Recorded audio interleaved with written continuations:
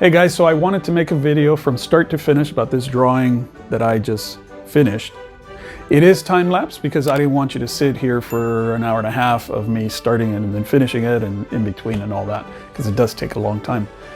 But I am making a second video where you can see it from start to finish, where I will be talking about the techniques I use and what works for me and what doesn't.